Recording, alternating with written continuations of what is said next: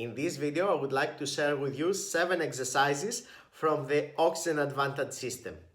These exercises I had the opportunity to record during a session I had with a student of mine during the summer, and now I will describe them as well as justify why I think they can be beneficial for an athlete.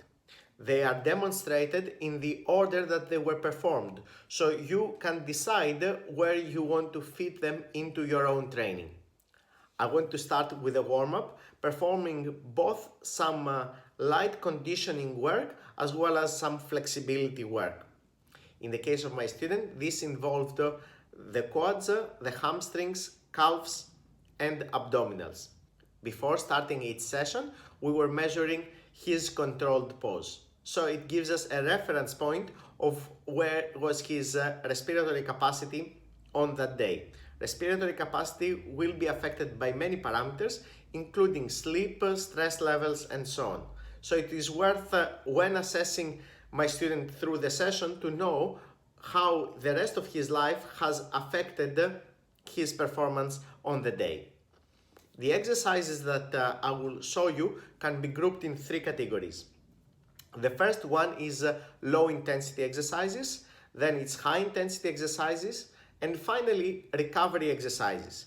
Now, recovery a lot of the time is thought as recovery after training, while I will be subdividing the recovery exercises to those that can be performed during exercise and the ones that can be performed when the training is done.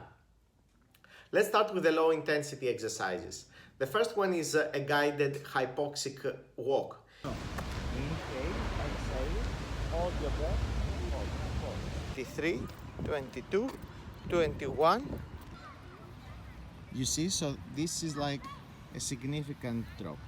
And similar with hypoxic walk, where the person performs it on its own, a guided hypoxic walk has 2 benefits. One is, of course, to improve compliance, but the second one is also to help the athlete establish a rhythm, whether the rhythm is set based on steps or on time.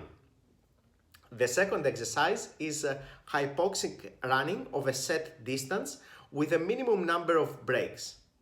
A variation of that is hypoxic running of a set distance with a minimum duration of breaks. Either way, both of these versions have the following 2 benefits. It helps the athlete monitor the respiratory capacity during physical exertion, but also establish the link between muscle and respiratory exertion, and thus manage the energy reserves that one has. It is obvious that the more we push ourselves, the quicker we will run out of breath. But this is what we really want to achieve with this exercise. Number 1, improve the athlete's capacity. But number 2, also given the respiratory capacity, manage how physical he is so he doesn't run out of breath and have to give up. Moving on to the high intensity exercises, where I consider it is more important to be performed on a surface similar with the one that the athlete trains. One exercise was the maximum distance in a single breath hold.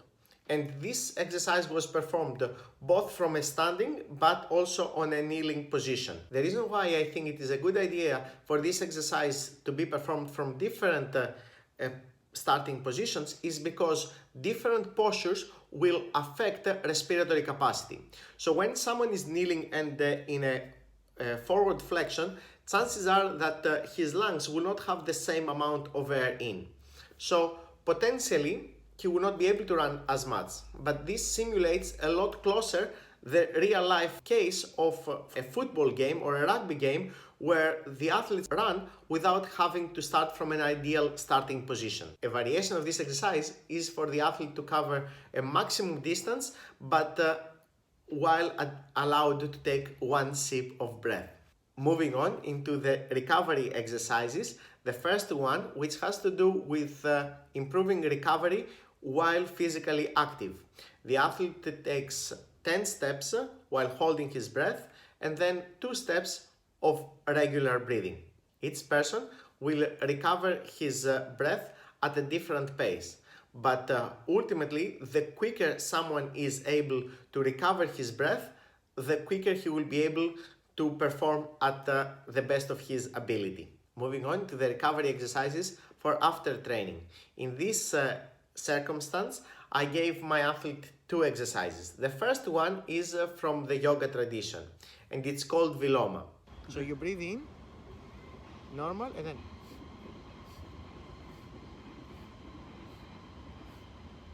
The reason why I like to give this exercise to athletes is because it's very good both for recovering their breath after training but also during exercise.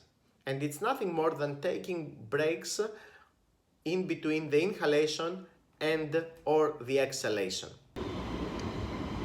is your nervous system recovered? Is your I feel breathing? calmer, yeah. Yeah? Awesome. As you can see, my athlete found this quite calming. He was performing it seated, the training was done for the day, and we also used a combination of the Buteyko belt and light breathing. Last exercise. Put this belt on. We didn't squat anymore. No.